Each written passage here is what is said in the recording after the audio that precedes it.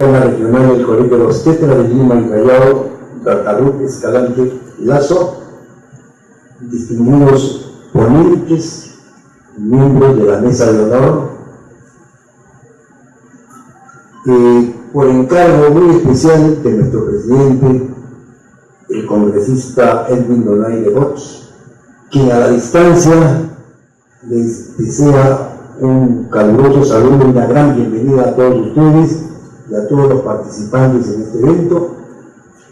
El congresista se encuentra en estos momentos bastante lejos, ha tenido que viajar con urgencia porque lo habían programado para otra audiencia también de la Comisión de Defensa Nacional, porque él es un distinguido miembro de la Comisión de Defensa Nacional y además está luchando una serie de reivindicaciones para los pensionistas de las Fuerzas Armadas y las Fuerzas Policiales. Pero que no solamente va a estar en Chiclayo, el día de mañana también tiene algunas actividades en la ciudad de Piura, con algunos grupos vulnerables como son las personas con discapacidad y también personas de pensión 65 de la tercera edad. Y como si fuera poco, a partir del día lunes está también trasladándose a la ciudad de Tumbes, que también hay una audiencia pública organizada y llevada a cabo por la Comisión de Inclusión Social y Personas con Discapacidad.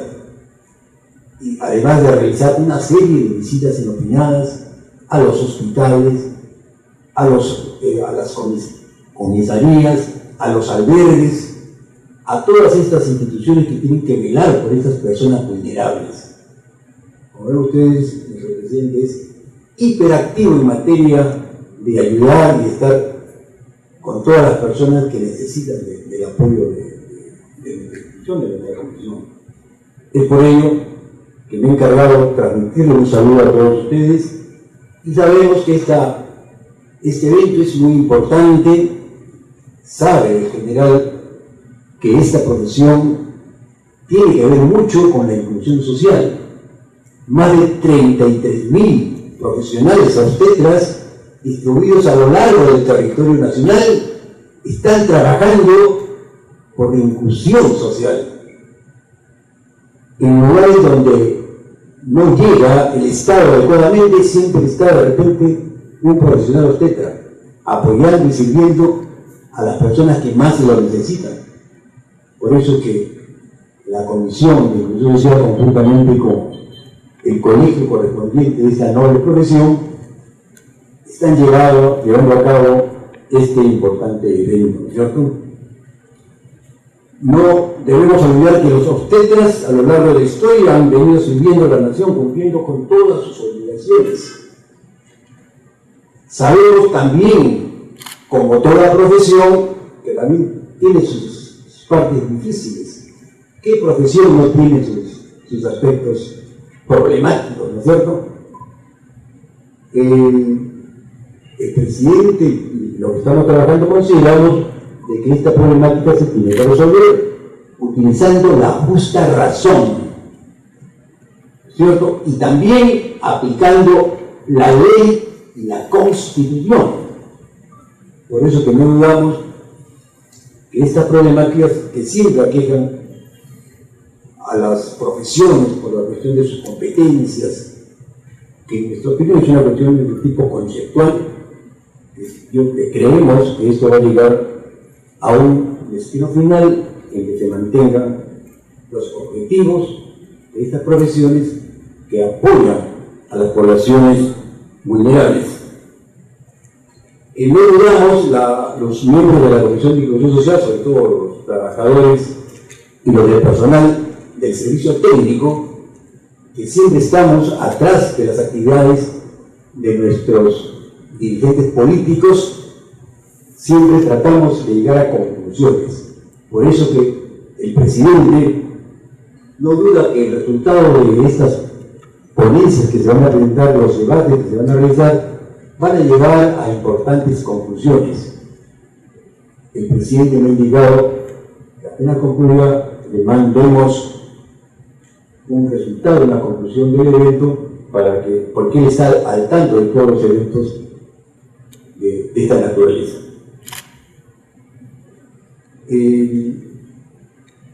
Lo que quiere la presidencia y la comisión es que los resultados de esto sirvan para solucionar la problemática no solamente de los profesionales, sino de las personas que requieren de supuestos servicios, y que estos servicios son muy importantes para la inclusión social, que es uno de los objetivos también de nuestra comisión. Muchísimas gracias y bienvenidos a este evento. Muchas gracias, señor jurado Carranza, secretario técnico de la comisión. Bien, seguidamente, para iniciar con las exposiciones, la participación de la obstetra. La participación de la obstetra a través de la historia con la obstetra Carmen Mayurí Morón. Le invitamos, por favor.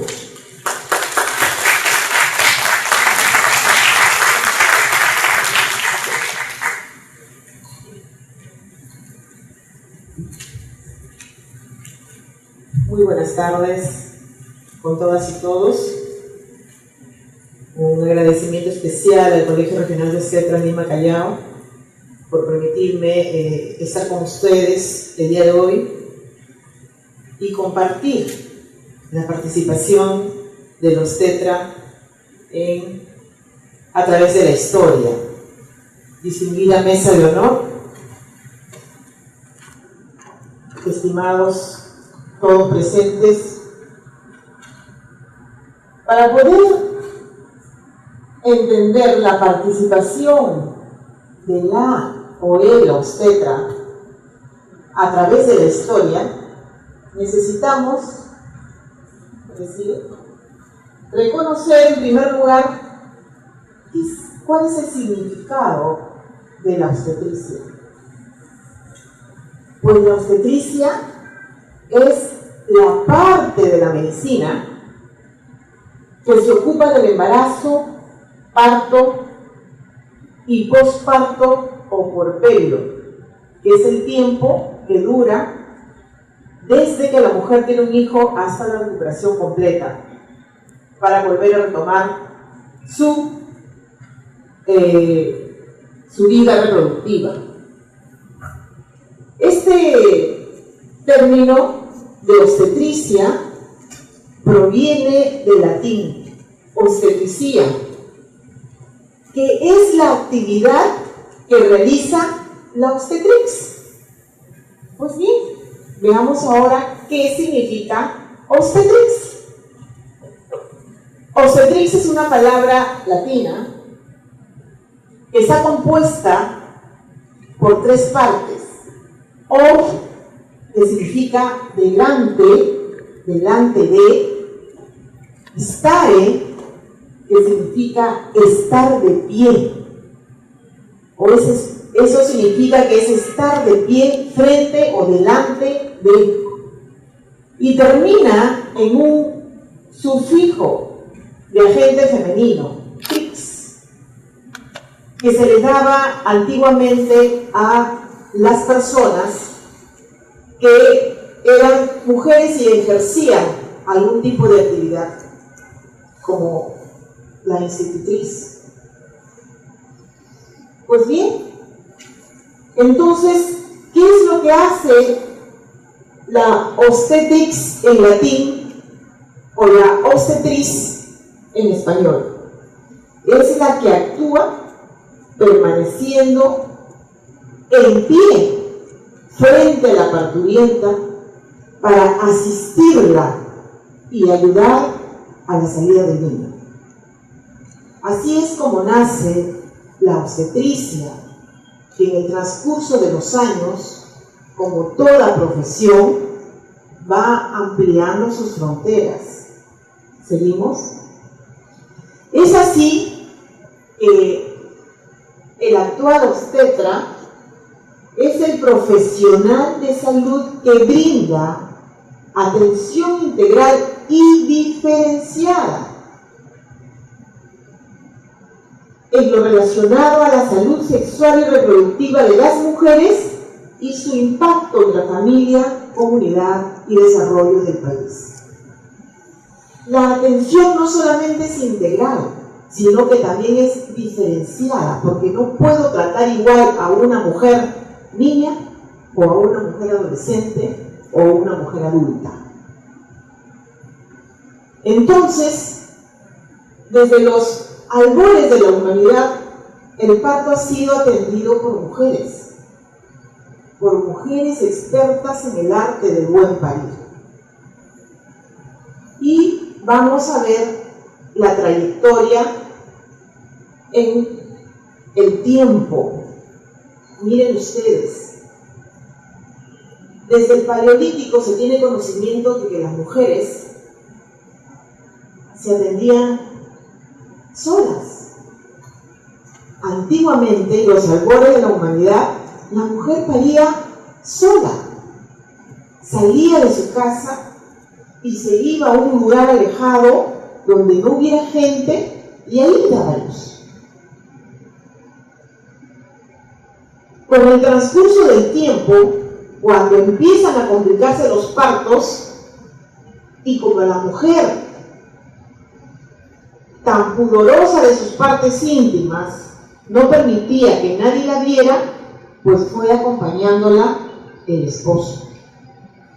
Hasta que el esposo, al ver que algunos partos se complicaban y no podía hacer nada, buscó la ayuda de otra mujer experimentada, o sea, que haya tenido hijos para que sepa qué podría hacer en el momento de la complicación. Es más, en aquellos tiempos se creía que la mujer que había tenido hijos gemelares o un embarazo gemelar tenía más experiencia que aquella que había tenido un hijo único. Entonces se buscaban las mujeres que hayan tenido hijos múltiples. Así nace la historia.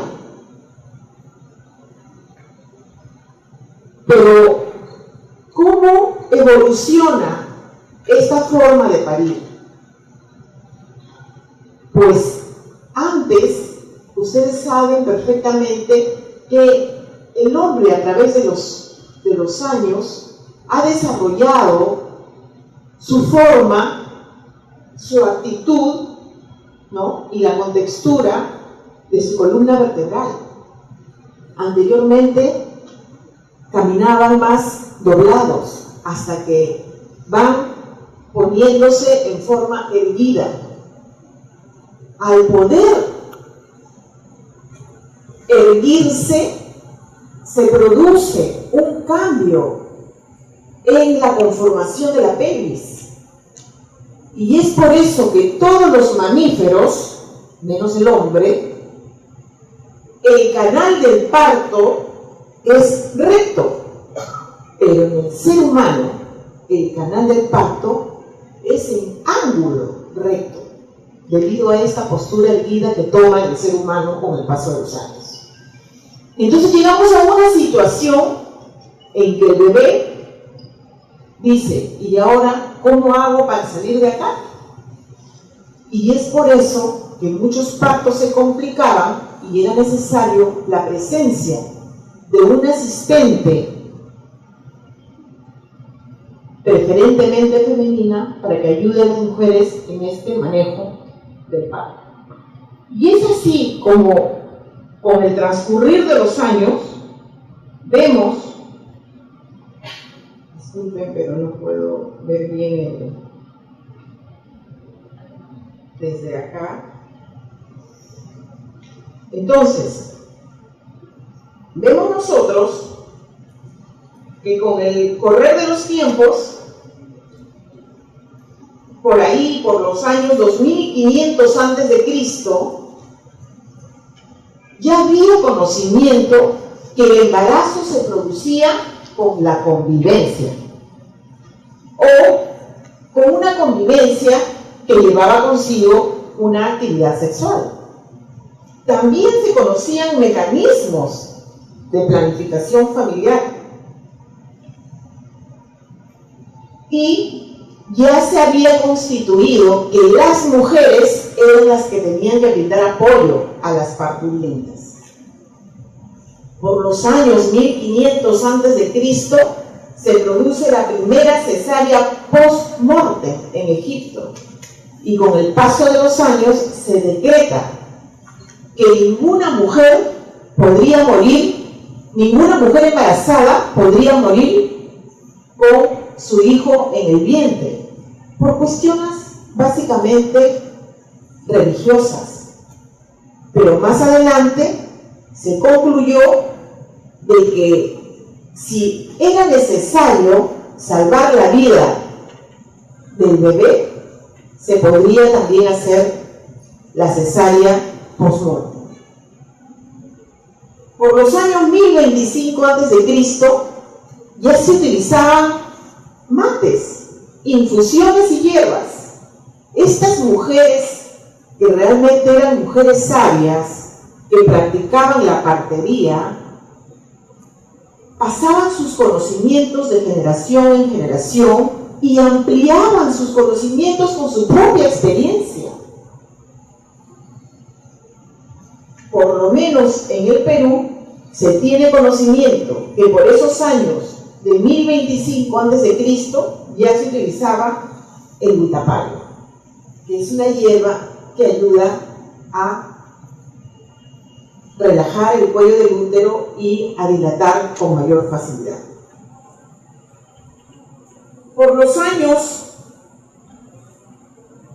89 al 130 después de Cristo, Sorano de Éfeso, considerado el padre de la ginecología y obstetricia, escribe su primer manual en relación a las parteras o matronas, y en su libro consideró que estas mujeres debían recibir instrucción y calificación para que puedan realizar la atención del parto con mayor conocimiento. Es más, él decía en su libro de que estas mujeres tenían que ser sabias, tenían que ser distinguidas, tenían que ser fuertes, de brazos y dedos largos y uñas cortas. Entonces ya se venía formando de alguna manera la profesionalización de las mujeres que atendían el parto. Así pasan los años y en el 140 después de Cristo se realiza la primera cesárea histórica en mujer viva. La mujer murió después de la cesárea, pero se salvó el niño. Es así como la obstetricia va avanzando de a pasos, poco a poco, pero también se va perdiendo con la atención especializada, se va perdiendo la naturaleza inicial de la atención del parto como era realizado desde tiempos remotos. Por los años 1500 después de Cristo se realiza la profesionalización de la obstetricia en Francia, cuna de la obstetricia, de donde nacen las primeras sages-femmes o obstetras que atendían a la élite de la población francesa. Una de ellas fue Lois Bourgeois, una sage-femme reconocida que escribió la guía para la atención del parto. Pero en los años 1650 se produce la introducción del hombre en la atención obstétrica. Antiguamente no había médicas mujeres. Los médicos eran varones.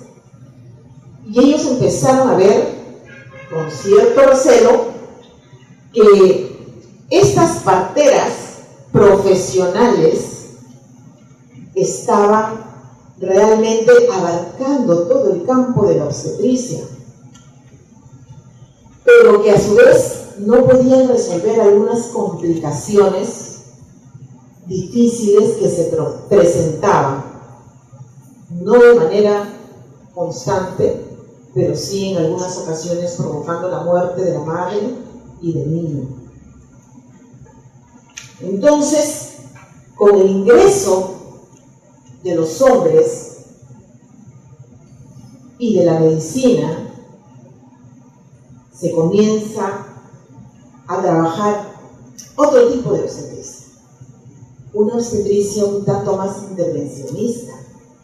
Es así que aparece la episiotomía profiláctica por los años 1742.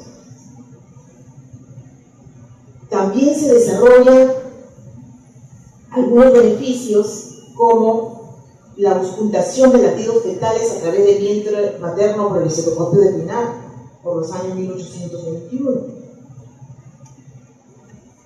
Por esa época, Madame Lachapelle, una sage-femme reconocida,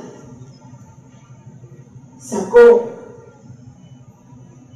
un comunicado donde pedía no al intervencionismo durante el momento del parto. Sin embargo, se siguió con los descubrimientos, con la investigación científica. Por ejemplo, en el año 1847, el uso de la anestesia en obstetricia. Aproximadamente por esa época llega a América otra sage-femme reconocida, Benita Collier de Pesset. Benita, que es la persona que profesionalizó la atención del parto en el Perú, vino viajando por toda América y no obtuvo la recepción que realmente se requería para poder poner una escuela de partos. Pero gracias al ministro en esa época, Hipólito Unanue, en el Perú tuvo una buena recepción. En el Perú, por ejemplo, en el año 1861, se produjo la primera cesárea post-mortem. Y en el año 1900 se realiza la primera cesárea con madre viva, realizada por el doctor Barton. La mujer murió 20 días después, porque todavía existía el tema de las infecciones que no se podía controlar. Pero ya en los tiempos modernos las cosas vienen nuevamente cambiando y tomando otro rumbo para la obstetricia, con el descubrimiento de la ecografía en obstetricia, con la genética, la medicina fetal, las células madres. Se abre una nueva etapa para la obstetricia, pero sobre todo se viene a retomar la naturalización de la atención del parto y del nacimiento. ¿La que sigue, por favor? El Perú no estuvo ajeno de todos estos cambios y, como les decía, en el año 1826 se crea la Casa de Maternidad y la Escuela de Partos, dando inicio a la enseñanza formal de la obstetricia en nuestro país. En el año 1856 se incluye estos estudios a la Facultad de Medicina de la Universidad Nacional Mayor de San Marcos, la segunda profesión después de medicina en nuestro país.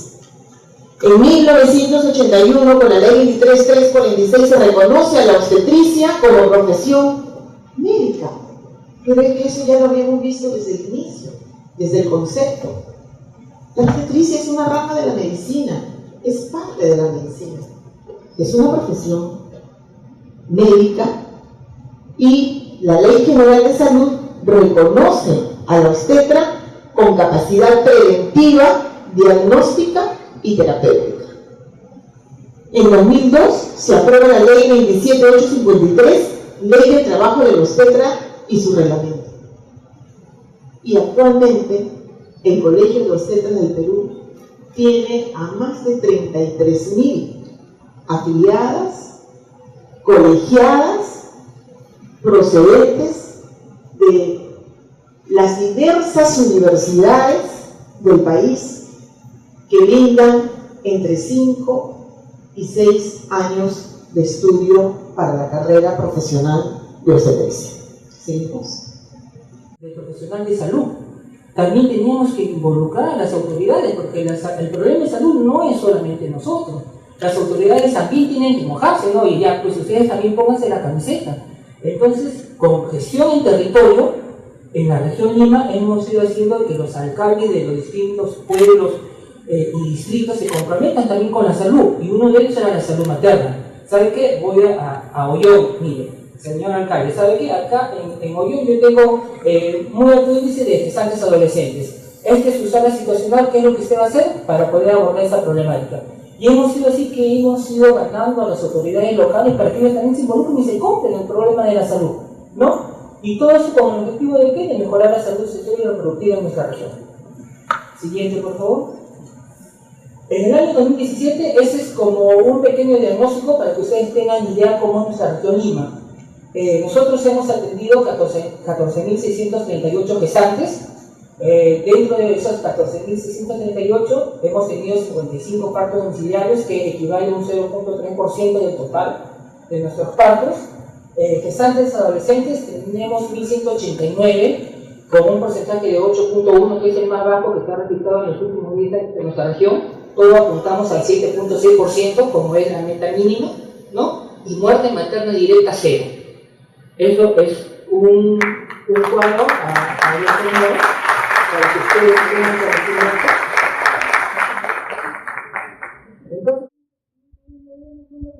Entonces, porque no tenía sala de psicoprofilaxis. Entonces, ¿cómo yo debo pedir un establecimiento 1-1 que ajuste tiene una camilla y una balanza que haga psicoprofilaxis si no tiene las herramientas, los instrumentos? Yo no puedo mandar a alguien a la guerra sin armas, ¿no? Y no le puedo decir, tú tienes que reenfocarme esto así, y no me van a empezar a inventar datos. Entonces, regionalizamos los conceptos de atención prenatal reenfocada y fue bueno, porque eso lo hicimos junto con Carmen, y con eso nos permitió implementar las coberturas de atención prenatal reenfocada, haciendo de que cada gestante cumpla con su paquete de atención integral de acuerdo a la capacidad resolutiva del establecimiento. Y fue también una muy buena directiva que nos ha dado resultados. Luego, como nosotros ya habíamos implementado directivas de barrido, directivas de atención prenatal reenfocada, las autoridades ya se han comprado el texto para que ellos también se involucren con la salud materna. ¿Qué hacemos ahora? ¿Cómo vamos midiendo? ¿Cómo vamos haciendo si avanzan o no avanzan?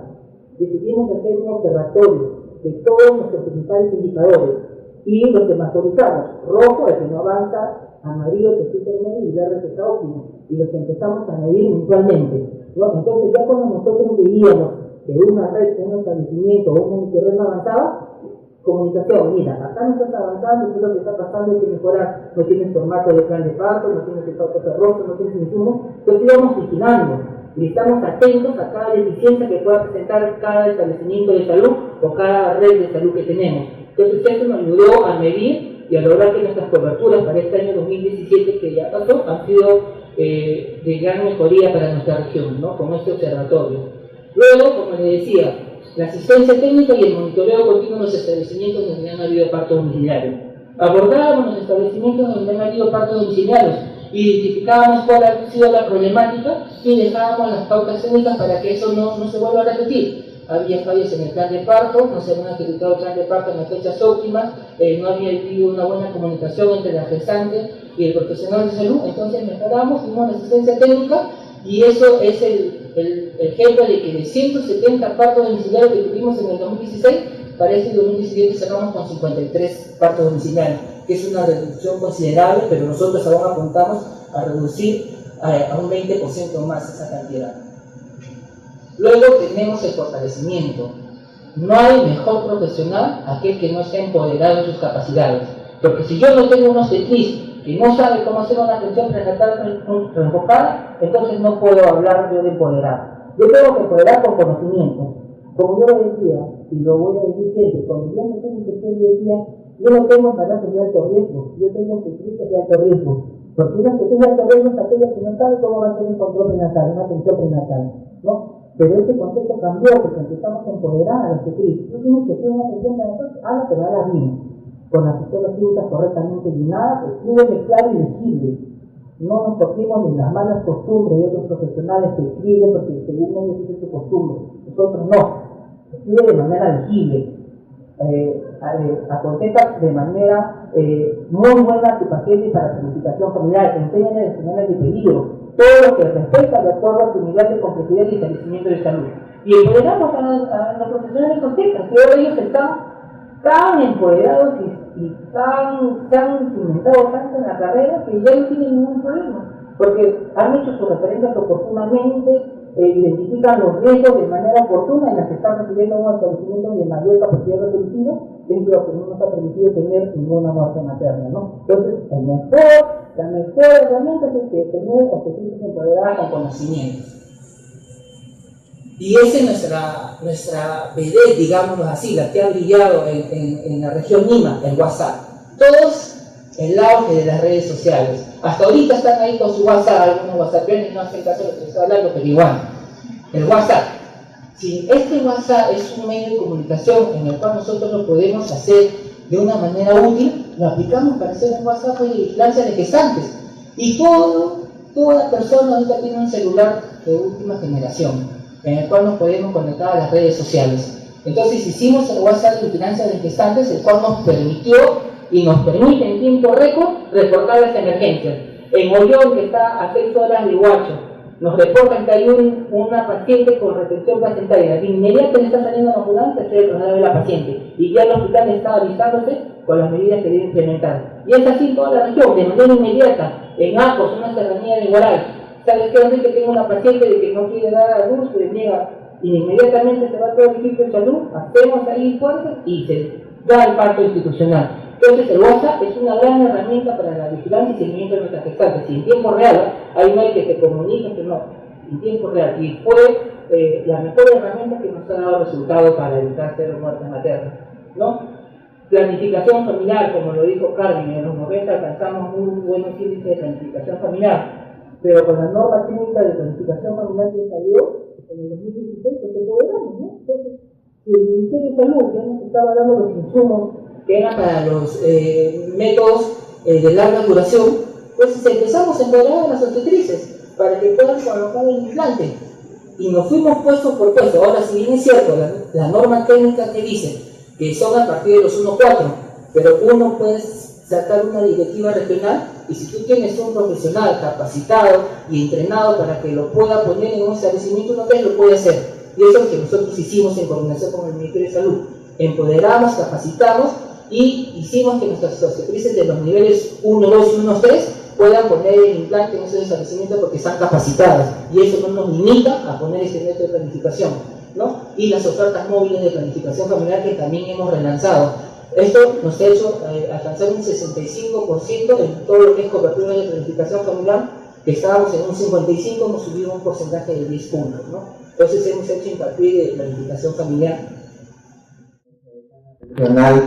Ruth Escalante, a nuestra directora de Salud Sexual y Reproductiva, Carmen Mayurí, al secretario técnico, señor Julio Aro Carranza, y a nuestras distinguidas colegas Rocío Seca, con una experiencia maravillosa que imagino que nos va a dictar ahora, y a Cidanelia Salas presente. Y a nuestro colega Enrique García, ¿no?, que dirige la Estrategia de Salud Sexual y Reproductiva en la región Lima Provincias. Y a todos ustedes, darles las buenas noches y en qué lindo momento he llegado.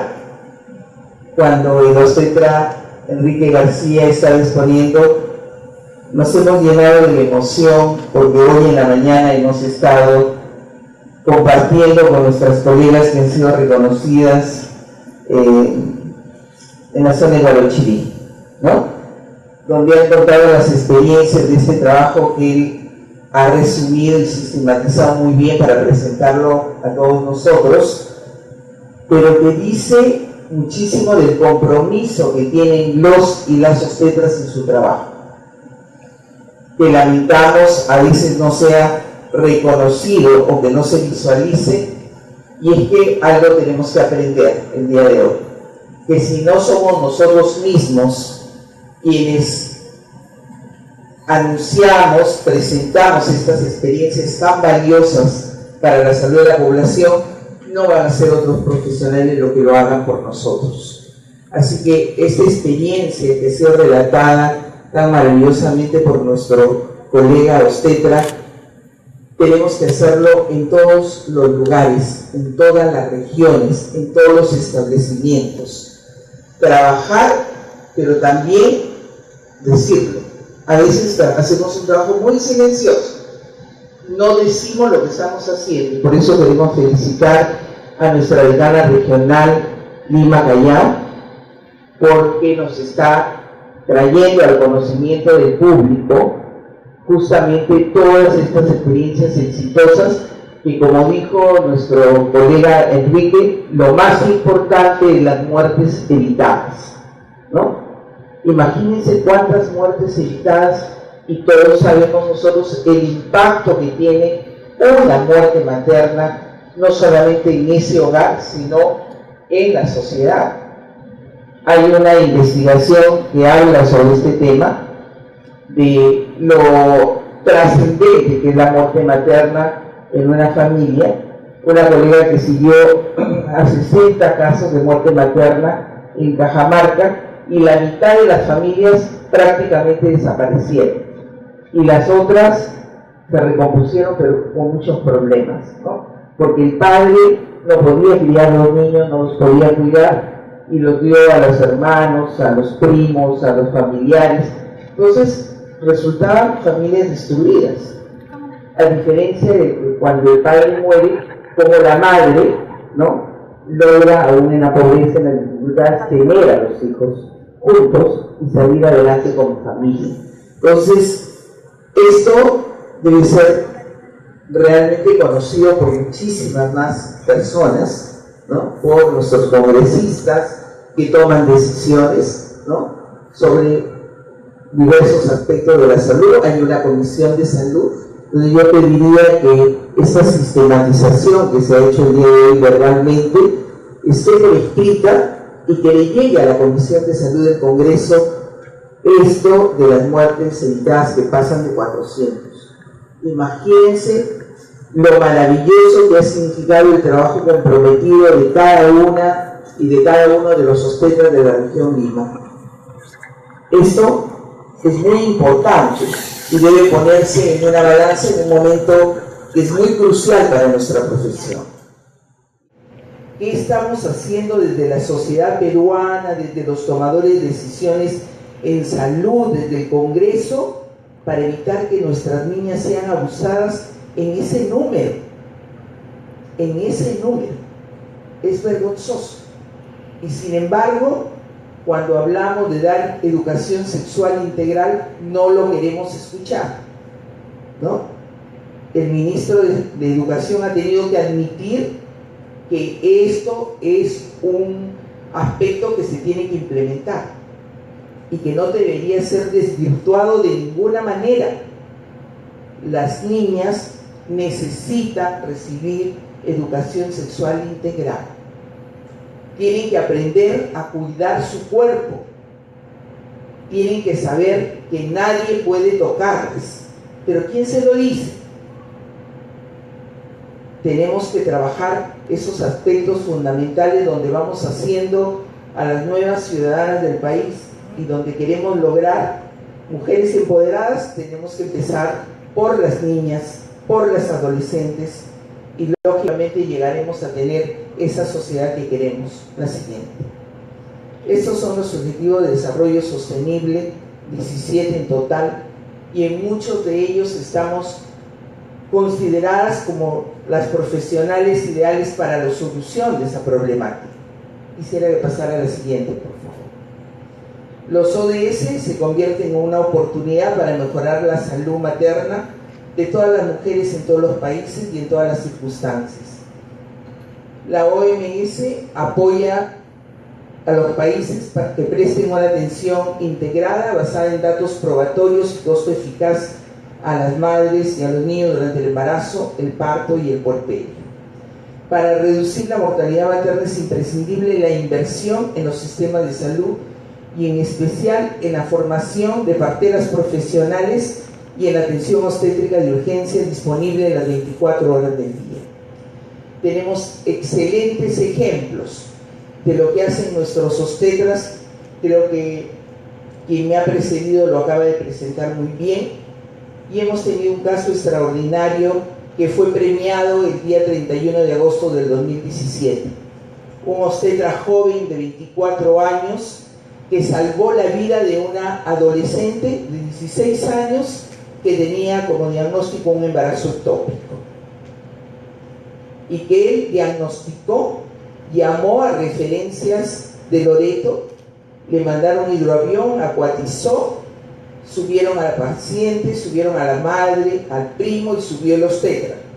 Cuando estaban por despegar, vino una palizada, les voló la boya, les voló la hélice y se estaban hundiendo. El pueblo ha tenido que rescatarlos. Él volvió a pedir ayuda y le dijeron que le iban a mandar ayuda. Media hora después le dicen: se ha desatado una tormenta y no te podemos mandar ayuda. Ese obstetra de 24 años tuvo que tomar la decisión de qué iba a hacer para salvar la vida de esa joven, y lo que decidió fue, arriesgando su vida, llevarla por vía fluvial, casi 40 horas de viaje en total, para salvarle la vida. Y en el camino, en la chalupa en que viajaban, le transfundió sangre de la mamá a la joven, del primo a la joven, y finalmente llegó a Requena, donde pensaba él que la iban a operar para salvarle la vida, porque ese ectópico ya se había roto y tenía una hemorragia interna. Y ahí llega a Requena y le dicen que no tienen sala de operaciones, que no hay anestesiólogo y que se la tiene que llevar por 4 horas más hasta Nauta. Y tuvo que hacer eso. Y como la joven estaba muy mal, solo tenía 4 gramos de hemoglobina, ¿qué tuvo que hacer el obstetra para salvarle la vida?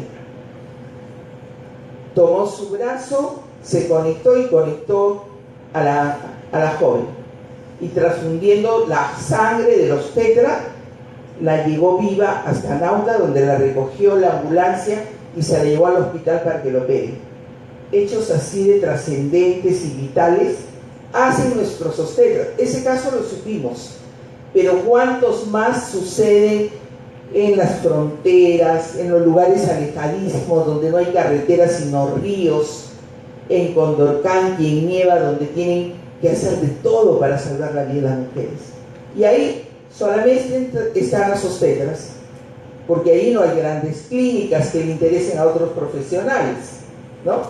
Ahí está el trabajo diario, comprometido, donde se tiene que caminar horas para llegar, como decía nuestro colega, a visitar a una gestante. Ahí no es importante otros profesionales, no les interesa ir ahí. Ahí estamos nosotros.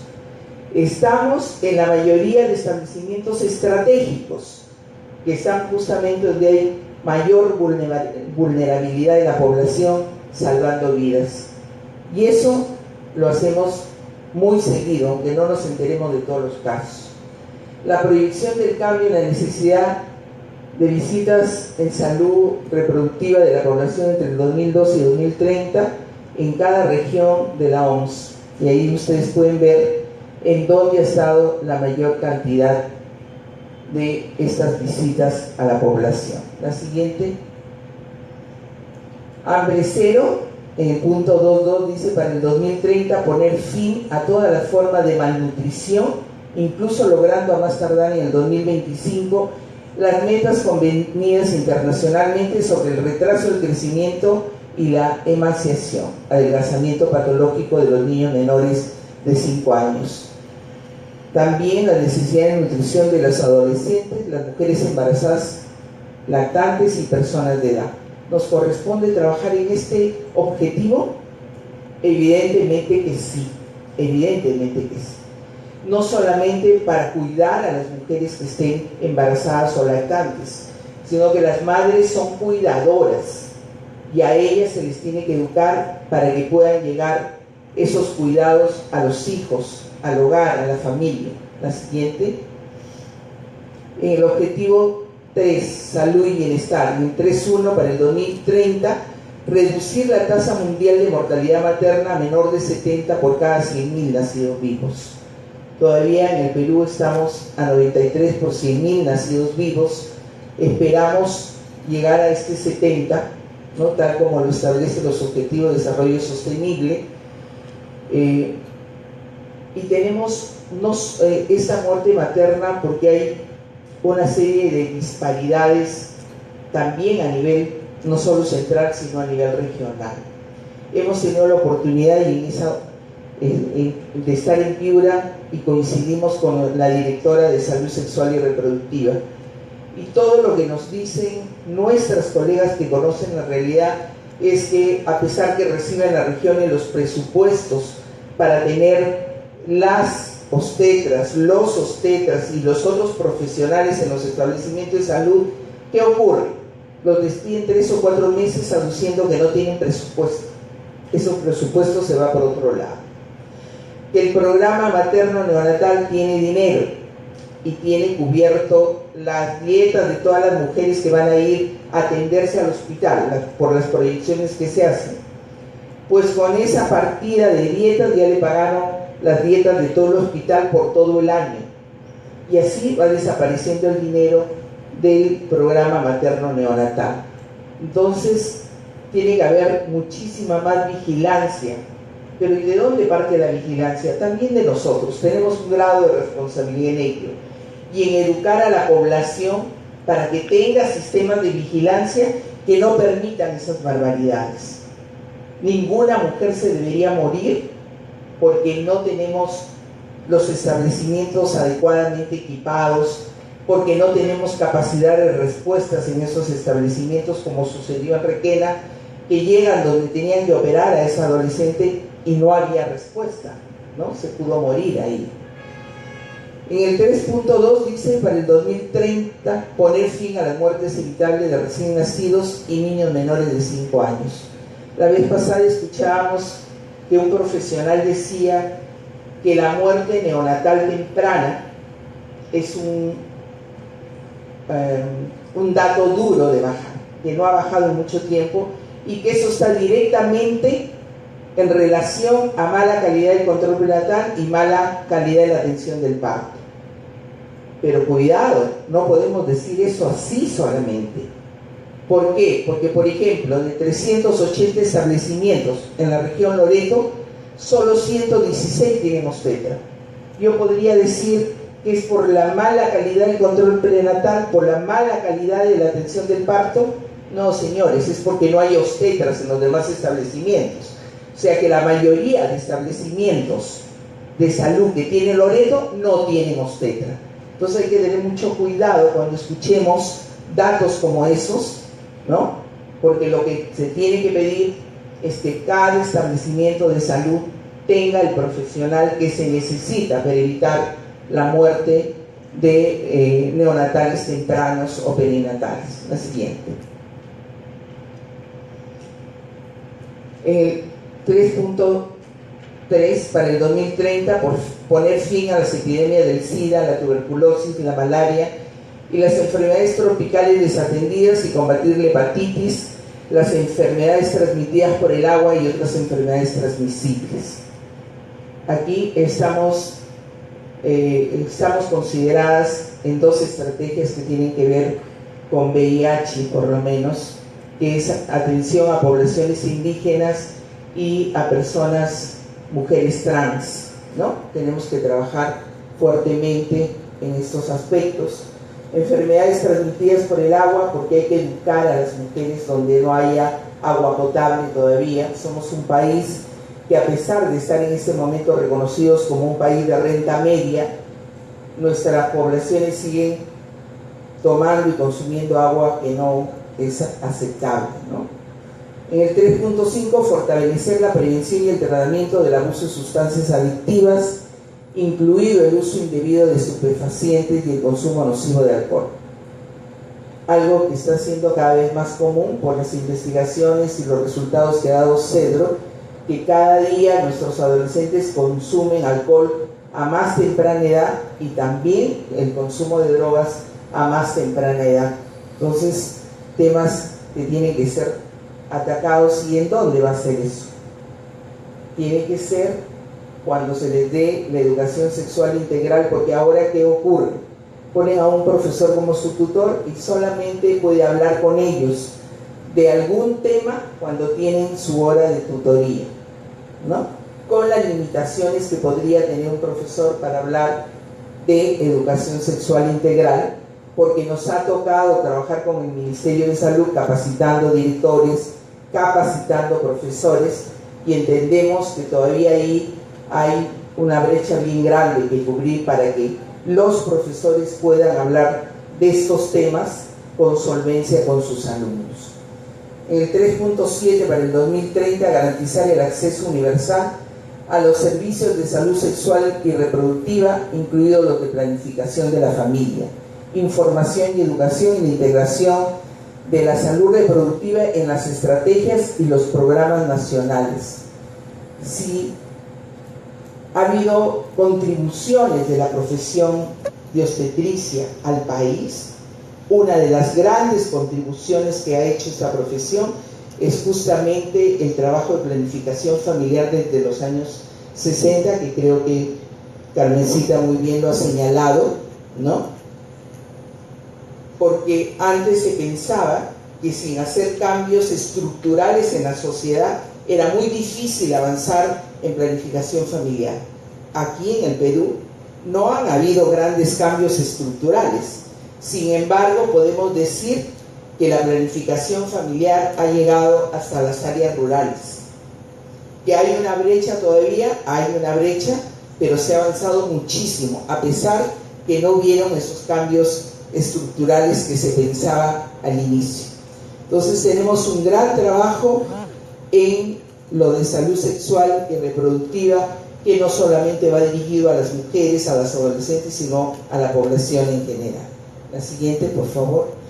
3.91, fortalecer la aplicación del convenio marco de la Organización Mundial de la Salud para el control del tabaco en todos los países según proceda.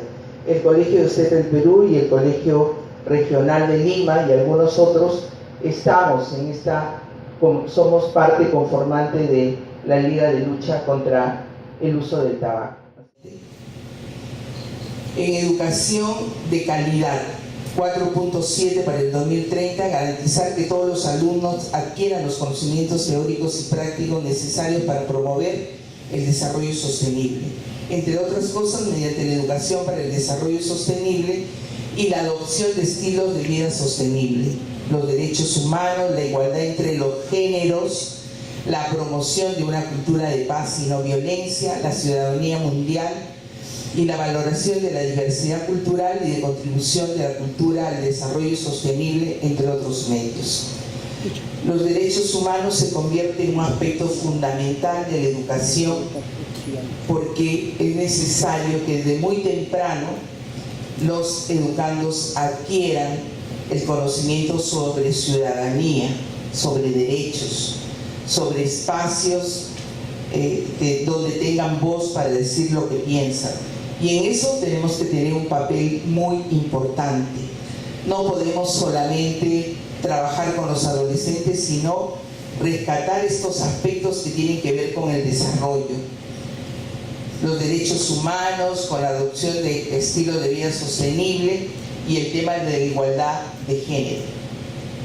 Es verdad que hay posiciones contradictorias frente a esto, pero no debemos asustarnos y debemos contribuir en que esto sea una realidad en nuestro país, sobre todo en los más jóvenes, en los más pequeños, donde se les tiene que enseñar de derechos humanos, de equidad de género, etc. La siguiente. En igualdad de género, poner fin a todas las formas de discriminación contra todas las mujeres y las niñas en todo el mundo. El 5.2, eliminar todas las formas de violencia contra las mujeres y las niñas en los ámbitos públicos y privados, incluida la trata y la explotación sexual y otros tipos de explotación. Eliminar todas las prácticas nocivas como el matrimonio infantil precoz, forzado y la mutilación genital femenina. Tal vez no tengamos mutilación genital femenina, pero sí tenemos matrimonios forzados por la pobreza, por la ignorancia, que entregan a sus hijas a las edades de 10, 11, 12 años, y esas niñas, ¿dónde van? Generalmente a los sistemas de trata de personas, ¿no? Y lamentablemente, con una legislación que no protege a las niñas, hemos tenido la oportunidad de escuchar que nuestros máximos magistrados del país han tenido en sus manos casos de trata y han dicho que simplemente como la labor que hacían no excedía las horas de trabajo, declararon a la proxeneta como alguien inocente, ¿no? Esa es una vergüenza como país que sucedan cosas así. El 5.5, velar por la participación plena y efectiva de las mujeres y la igualdad de oportunidades de liderazgo a todos los niveles en la adopción de decisiones en la vida política, económica y pública. ¿Cuántas y cuántos de nuestros obstetras son líderes en sus comunidades y deberían decidir y tomar decisiones por tener liderazgos también sociales y políticos? La siguiente. Termino, Moretti. Garantizar el acceso universal a la salud sexual y reproductiva y el ejercicio de los derechos reproductivos en conformidad con el programa de acción de la Conferencia Internacional sobre Población en el Cairo y Beijing. La siguiente. Mejorar el uso de la tecnología instrumental, en particular la tecnología de la información y las comunicaciones, para promover el empoderamiento de la mujer. Tarea para los y las obstetras. No olvidar eso. Si queremos mujeres empoderadas, hay que trabajar por ello y empieza por nosotros. La siguiente. Aprobar y fortalecer políticas acertadas y leyes aplicables para promover la igualdad entre los géneros y el empoderamiento de las mujeres y las niñas en todos los niveles. Si estamos trabajando en una comunidad, no permitir que los padres manden al colegio a los niños y las niñas se queden en casa a cuidar los animales, a ayudar a la mamá. Todos tienen que ir al colegio, niñas y niños. Agua limpia y saneamiento. Lograr el acceso equitativo a servicios de saneamiento y higiene adecuados. Poner fin a la defecación al aire libre, prestando especial atención a la necesidad de las mujeres y las niñas en situaciones vulnerables. Todavía, donde trabajan muchos de nuestros colegas, tienen situaciones así, en donde tienen que orientar a las familias, ¿no?, a que tengan espacios para que no haya defecación al aire libre y contaminación. La siguiente. El 16, paz, justicia e instituciones sólidas. 16.1, reducir considerablemente todas las formas de violencia, las tasas de mortalidad conexas en todo el mundo, y poner fin al maltrato, la explotación, la trata, la tortura y todas las formas de violencia contra los niños. Nosotros acuñamos una frase el año pasado que decía lo que sentíamos, ¿no? Y lo dijimos para justamente evitar el abuso contra niños y niñas. La frase decía: si me tocas, te acuso, porque ya todos nosotros sabemos que el abusador está en el entorno más cercano del niño, ¿no? Y que si el niño aprende a decir eso, si tú me tocas, te acuso, se evita lógicamente el abuso. Y eso deberíamos enseñárselo a las madres cada vez que van con sus niños, enseñarles que le tienen que hablar a sus niños que tienen partes que pueden ser tocadas por otras personas, como la mano, etc. Pero que hay partes que nadie les puede tocar, ¿no? Y se lo tienen que enseñar a sus niños. Y que si alguien pretende tocarlos, pues tienen que acusarlos. Con la profesora, con la mamá, etc. Imagínense el potencial de 35.700 obstetras trabajando para evitar el abuso contra niños y niñas, como todo lo demás que hemos podido desmenuzar y que son los objetivos de desarrollo sostenible hasta el 2030.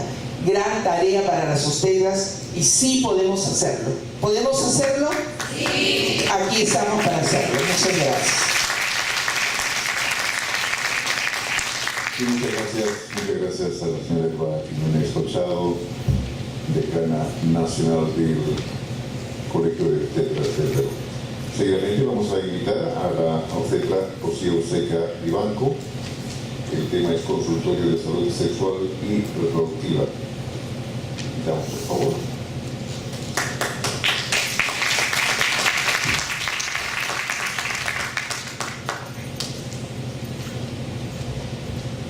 Bueno, muy buenas noches.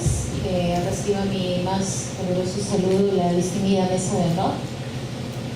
Coincido con mi colega Enrique en sentirme con las estrellas, porque la verdad humildemente me han invitado y muchísimas gracias por ello. Asimismo les hago llegar el saludo a mis estimadas colegas obstetras hoy presentes y bueno, presentarles compartirles, digamos así, esta experiencia, ¿no?, que nace de algo que en realidad mueve a toda la humanidad y que claramente se ve en esta imagen, ¿no? ¿Qué podemos ver ahí? Bueno, sí, todos son peruanos, ¿no?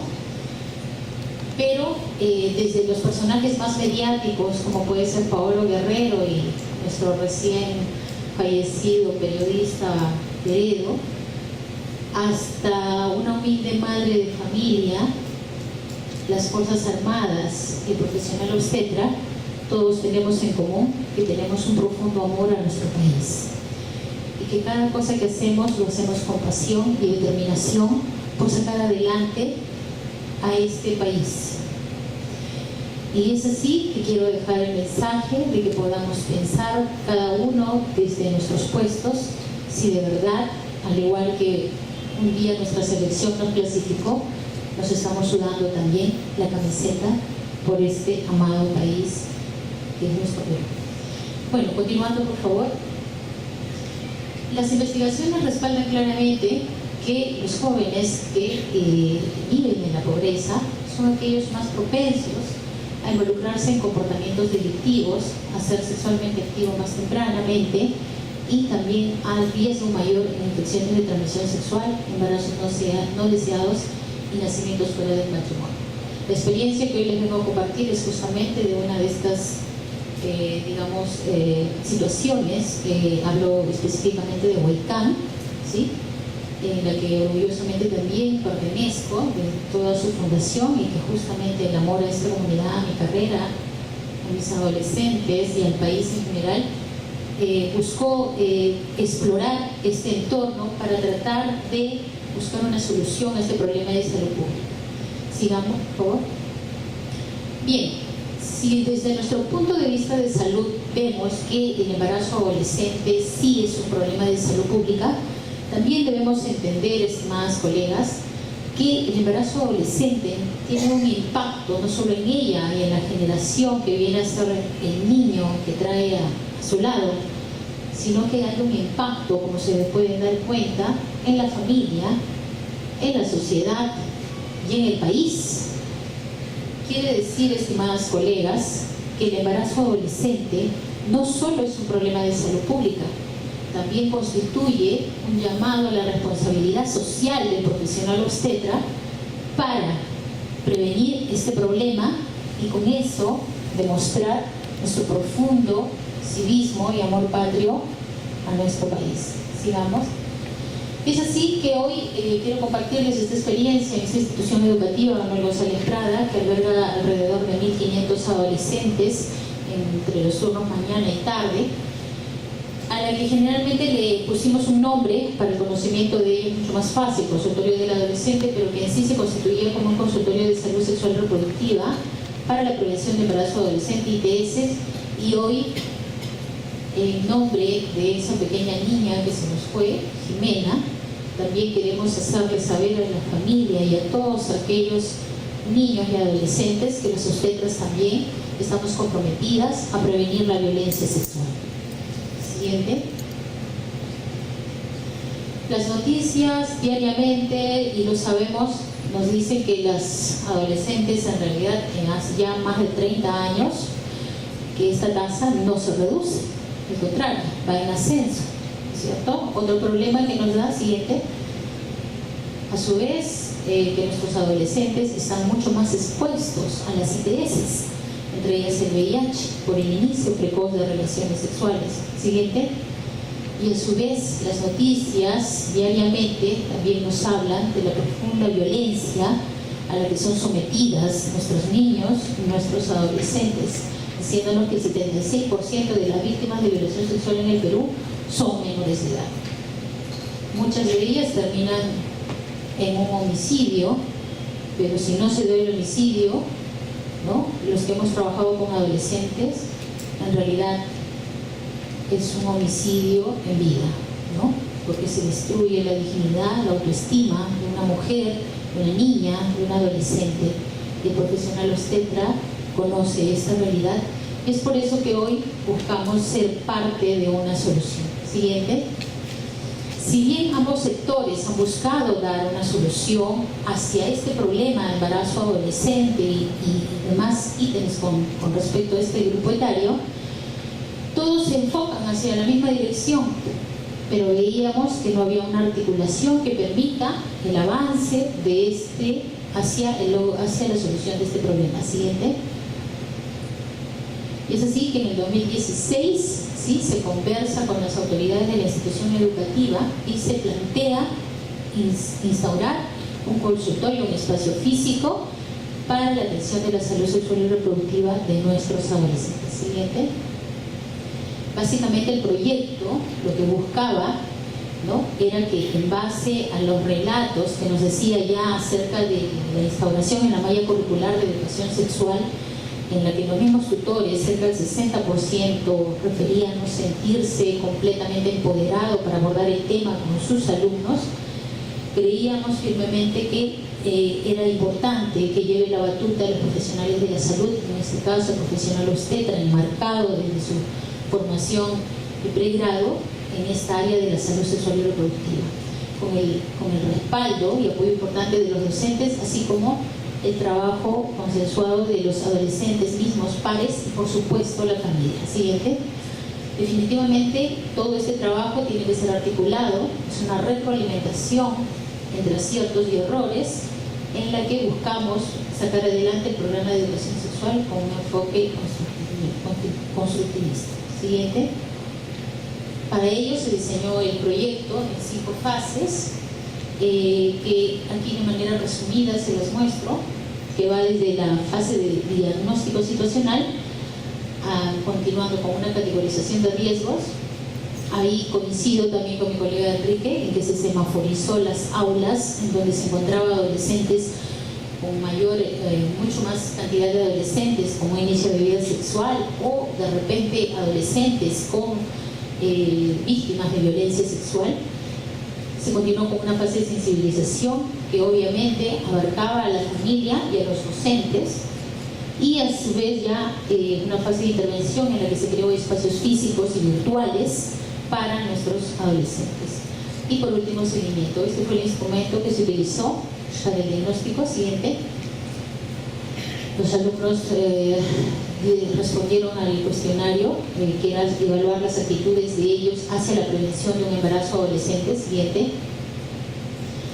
Bien, aquí básicamente les traigo unas gráficas básicas que se encontró. Y bueno, aquí si hablamos de educación sexual, básicamente se le preguntó a los adolescentes con qué frecuencia recibían charlas o sesiones en educación sexual, a lo que en su mayor porcentaje, ¿no?, referían que solo habían recibido alguna vez, ¿no?, actividades en educación sexual, siguiéndole el porcentaje a aquellos adolescentes que referían nunca haber recibido. Y esto era equitativo en todos los grados de nivel secundario de los adolescentes. Siguiente.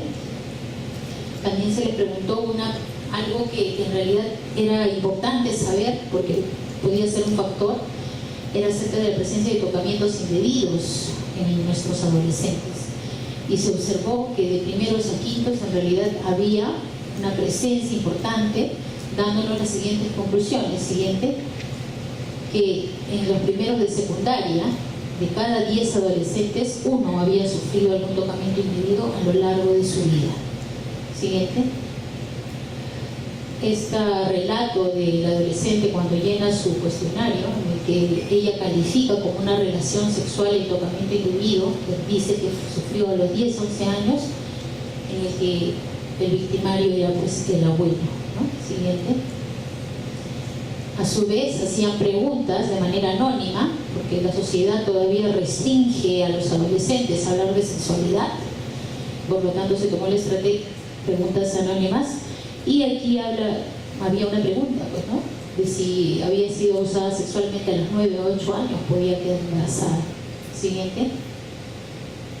De segundo a quinto de secundaria se encontró que por cada 5 adolescentes, 1 había sufrido algún tocamiento indebido a lo largo de su vida.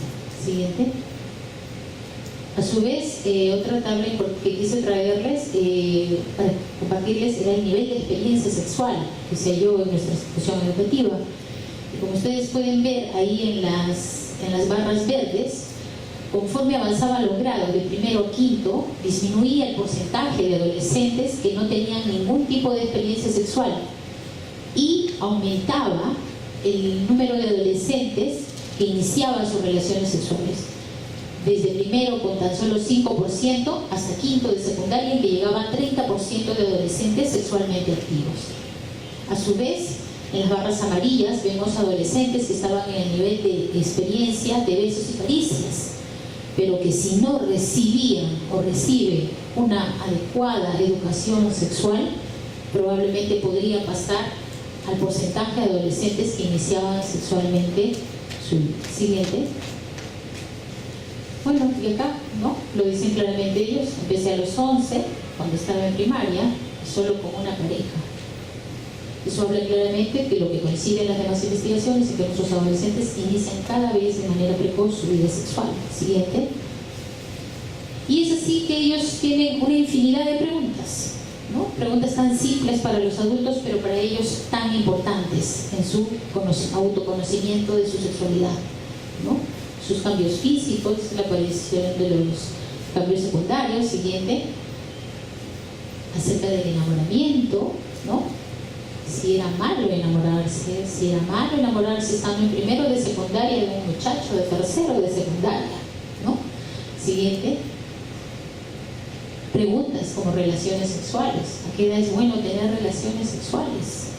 ¿Y quién es el profesional adecuado para orientarlo en este tema tan propio de la naturaleza humana, con el respeto y con el debido manejo? Es el profesional obstetra, ¿no? Siguiente. Preguntas en métodos anticonceptivos. ¿Qué debo hacer si después que tengo relaciones sexuales sin protección? ¿Cuáles son los métodos más seguros para que yo me cuide? ¿Y qué hacer para no quedar en bola, como dicen en sus modismos nuestros chicos, ¿no? Y ya, inclusive encontrábamos preguntas en las que nos alertaba que en esa aula podía haber un embarazo, ¿no? Por ejemplo, que dice, cuando tienes un bebé dentro y tus padres no lo aceptan, ¿qué debes hacer? ¿Abortar? ¿Qué puedo hacer si estoy embarazada y no quiero perder o perjudicar mis estudios? Siguiente. Preguntas con respecto a ITS. Si un chico ha tenido relaciones con 3 o 4, ¿puede haber enfermedad?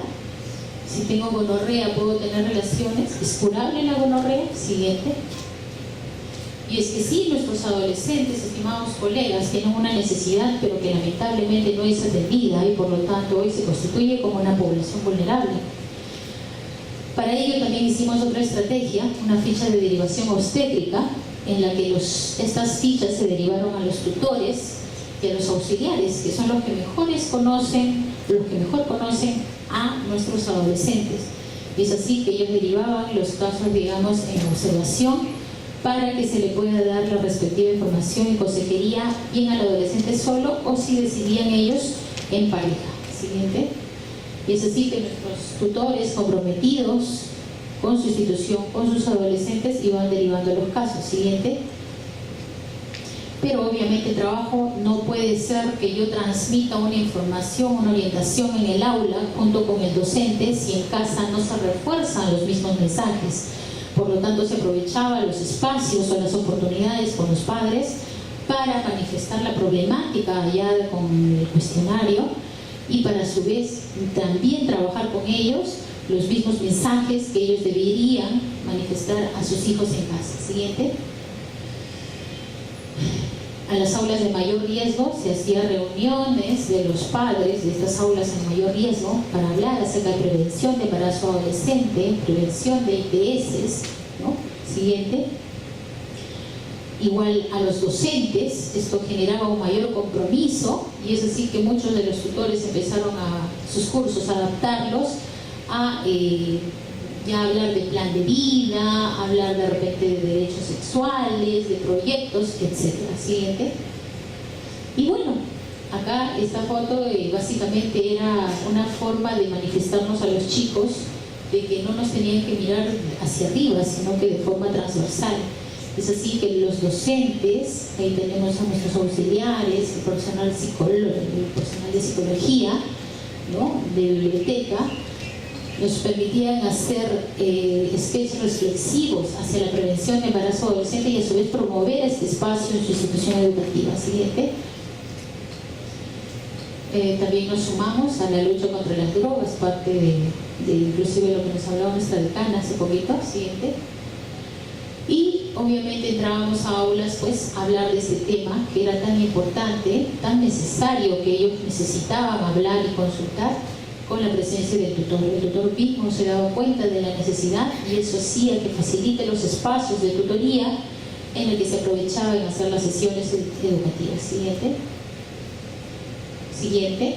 Son parte y bueno, hablábamos de los temas específicos. Si había aula donde había mayor temas de violencia sexual, teníamos un aula donde había un alumno con masturbación compulsiva inclusive, ¿no?, en la que tuvimos que trabajar con psicología y todo eso, pero en realidad tratamos de abordar la problemática de nuestros adolescentes. Siguiente.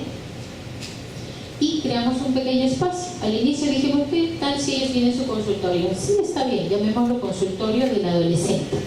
Y así, muy dispuesta, nuestra psicóloga nos dio un espacio en donde nuestros chicos acudían, previa marketing, digamos, en sus aulas, a hacer sus consultas, ¿no? Y encontramos adolescentes sexualmente activos, con presencia de tocamientos, antecedentes de violencia sexual, y esto nos permitía de alguna manera ir abordando a adolescentes de mayor riesgo. Siguiente. Esas son las atenciones. Siguiente. Bueno, la tecnología nos invade y se dice que las generaciones que van viniendo cada vez son más audiovisuales. Y es así. Nuestros adolescentes, y en general todos, que no menos estén en una red de Facebook o WhatsApp. Es así que creamos un espacio virtual para ellos, en donde había algunos que no se querían acercar, podían hacer sus citas o sus consultas y después pactar citas personales tal vez para inicio de método. Siguiente. Se creó uno para mujeres llamado Valiosas. Siguiente. Se creó uno para varones llamado Vencedores. Siguiente. Ellos hacían sus consultas online. Siguiente. Y bueno, pactaban toda una serie de consultas, entonces tratábamos de abarcar todos los espacios posibles para mandar el mismo mensaje hacia una sexualidad saludable. Y bueno, de manera general le habíamos encontrado dos escenarios, pero se lo manifestamos a los padres, porque cuando el padre escucha que la obstetra entra, básicamente dice la obstetra va a ir a generar inicio de relaciones o a repartir preservativos. Esa imagen debe ser desechada, ¿no? Entonces lo que transmitíamos siempre en las reuniones con los padres de familia era que si encontrábamos dos escenarios adolescentes con vida sexual, lo que buscaba el profesional obstetra era orientarlos y acompañarlos hacia toma de decisiones responsables que les permita prevenir un embarazo adolescente.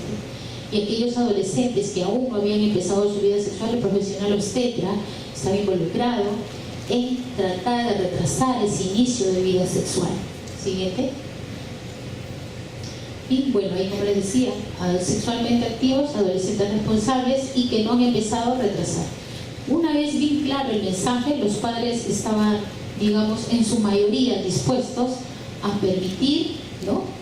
Digamos que es un derecho sí de nuestros adolescentes, pero los padres nos facilitaban mucho más y estaban mucho más accesibles al trabajo de educación sexual. Siguiente. Bueno, los tutores muy comprometidos, ¿no? Siguiente. Los adolescentes ya nos iban conociendo. Al inicio pensábamos que éramos psicólogos o que éramos profesoras, ¿no? Miss. Pero poco a poco empezaron a reconocer la chaqueta linda y sabían que era su obstetra, que buscaba acompañarlos en esta etapa sin juzgarlos y que lo único que buscaba era guiarlos hacia un futuro más seguro. Siguiente. Y es así que desde el personal auxiliar hasta la directora de la institución educativa, siguiente, el profesional psicólogo, los subdirectores, siguiente, todos buscamos ir hacia un compromiso con ellos, ¿no? Y ahí lo vemos claramente, ¿no? Todo esto se trasladó al hospital de Huaycán. El hospital de Huaycán actualmente hace que los profesionales obstetras vayan a la institución educativa 2 veces a la semana y nuestros adolescentes tengan el derecho al acceso a la orientación y consejería en su salud sexual y reproductiva. Siguiente. Para el 2017 ese pequeño espacio se formalizó por la intención activa y concienzuda, siguiente, ¿no? Ya lanzándose el primer consultorio obstétrico en donde estuvieron nuestras autoridades respectivas y se articula la actividad del Ministerio de Educación y Salud. Siguiente. Nuestros beneficiarios. Siguiente. Nuestro voluntariado. Siguiente. Y aquí la alianza estratégica en la que ambos, el director, el actual, el doctor José Luis Sánchez Vintimilla y nuestra directora, acceden hacia formalizar una labor en pos de esta población tan importante que vendrían a ser nuestras futuras generaciones. Siguiente. Este es el espacio. Siguiente. Hicimos un radar para categorizar los riesgos. El año pasado, en el 2016, se terminó con 6 a 8 gestantes adolescentes. Para este año se puede decir con tranquilidad que de todos los quintos, los auxiliares no reportaron embarazo adolescente, pero sí hemos retenido el radar rojo en el turno mañana, en cuarto, un embarazo adolescente, en el cuarto de la tarde igual un embarazo adolescente, y teníamos 2 madres adolescentes. Siguiente. Para ello se creó un fluxograma de atención. Siguiente. Una ficha que ya les mencioné. Siguiente. Y bueno, aquí sí quiero un poquito recalcarles que en base a la exploración de los ambientes, la dinámica sexual y de los adolescentes en su vida educativa, hicimos 2 planes para amortiguar el impacto de embarazo adolescente. Entonces lo que buscábamos era que si encontrábamos un embarazo adolescente, como lo decíamos con las de cuarto, hacíamos una reunión entre los padres o apoderados, el tutor, la psicóloga, la obstetra y la adolescente, y el tutor se encargaba básicamente de asegurar la continuidad y las facilidades para el estudio. La obstetra entraba al aula donde había el embarazo adolescente y hacía, digamos, la sensibilización para que los demás adolescentes acojan este embarazo y a su vez permita que este adolescente no deje de estudiar, y dejar de estudiar definitivamente era un mayor impacto también sobre ellos. Y el soporte psicológico, ¿no? A su vez la derivación oportuna a los centros de salud para la atención de la gestante adolescente. 7. Igualmente teníamos madres adolescentes y también la institución educativa facilitaba la situación para que ellas continúen sus estudios. El profesional obstetra, su trabajo era garantizar de que no se repita un nuevo embarazo adolescente, con la derivación oportuna, consejería hacia métodos de mayor seguridad que les permita continuar sus estudios. Siguiente. Y es así que todo esto enmarcado en lo que nos dice nuestro plan multisectorial que hay para la prevención del embarazo adolescente, buscábamos y buscamos hoy reducir la reducción del 20% de embarazos adolescentes, la reducción del 20% de adolescentes en el inicio de actividad sexual, aumentar en un 50% el uso de métodos en adolescentes sexualmente activos e incluir dentro del currículo escolar la educación sexual integral, y a su vez, importante, incrementar en un 30% el número de adolescentes que culminen la secundaria. Muchos de esos factores en el embarazo adolescente, pero frente a los planes que ya íbamos estableciendo, tratábamos de amortiguar este impacto. Siguiente. También hicimos la tarjeta. Siguiente.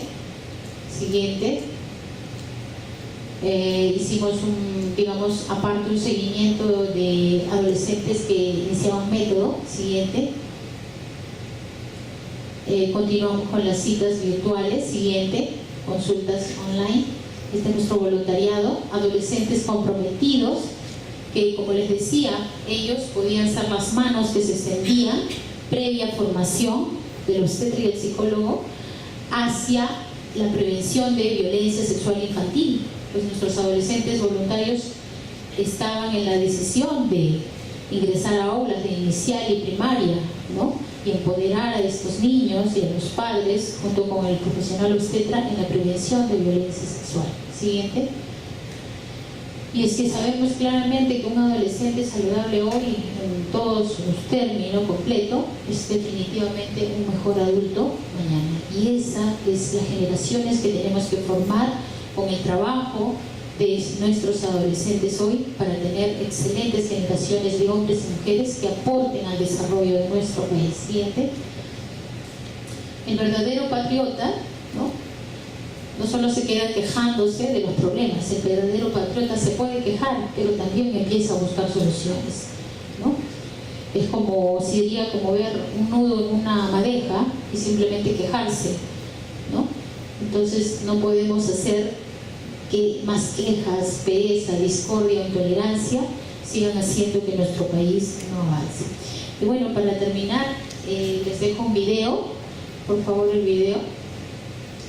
Este video básicamente les muestra la articulación del trabajo del sector salud y educación, ¿no? Y el profesional obstetra y de los demás psicólogos.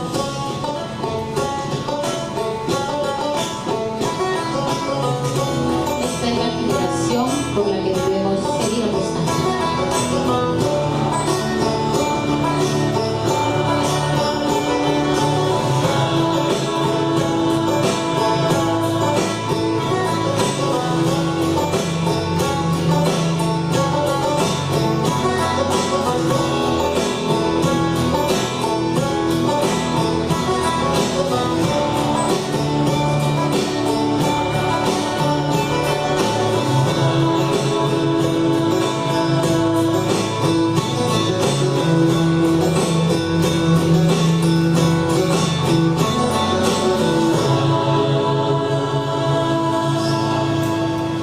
Trabajemos por nuestro país.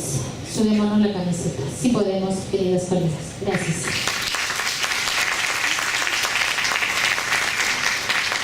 Muchas gracias a la obstetra Rocío Buceca Iván. Muy bien, vamos a casi ya llegar a la parte final. No se vayan todavía, por favor. La obstetra Siranelia Salas.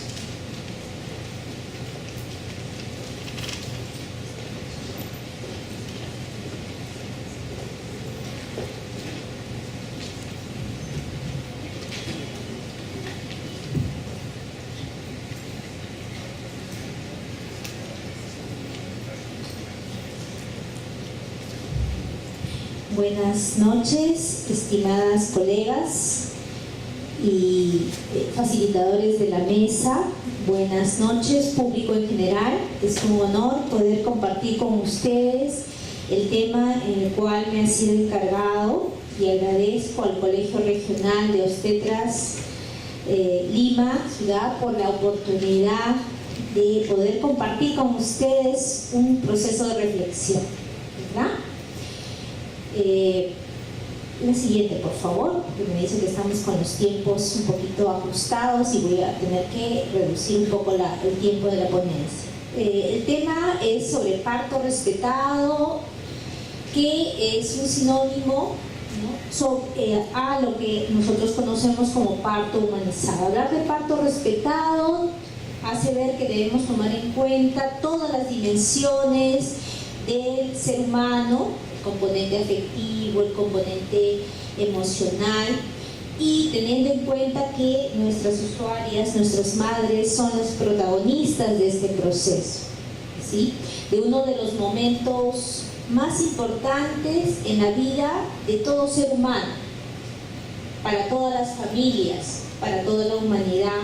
El parto, el nacimiento marca la vida de los seres. Es un inicio y un comienzo a una nueva etapa. Y la forma como este haya sido conducido desde la etapa preconcepcional, la consulta prenatal, el proceso de la labor de parto, el puerperio, el acompañamiento también en el puerperio, van a dejar una huella indeleble en la madre, en el bebé, en el padre, en los acompañantes y por tanto también en la familia y en una nación. Y es por eso que nuestra labor como obstetras es tan trascendente, tan importante. Quienes hablan tienen el honor de contribuir a la formación también de futuras obstetras. En el departamento en el cual me desempeño también educamos a todo el equipo de salud, pero en este rubro las obstetras marcamos y debemos marcar la diferencia. La siguiente, por favor. El parto tiene un enfoque integral, ya lo he dicho, y debemos tomar en cuenta desde esa perspectiva el aspecto de unidad, ¿no? Somos seres humanos integrales, no solamente el componente biológico y fisiológico es remembrante, ¿no?, en este proceso, sino todas las dimensiones. Nosotros como obstetras nos formamos en los componentes de habilidades blandas en nuestra formación preprofesional desde un primer acercamiento con la población femenina, ¿no?, desde los primeros años, ¿no? Y eso nos permite desarrollar una empatía particular con estas madres, bebés y familia también, que no la tienen de la misma forma otras carreras profesionales. También es importante tomar en cuenta que a la hora de valorar y atender a las mamás a nivel mundial, y esto se promueve dentro de las recomendaciones que nos da la Organización Mundial de la Salud, es tomar en cuenta todas estas dimensiones de la madre.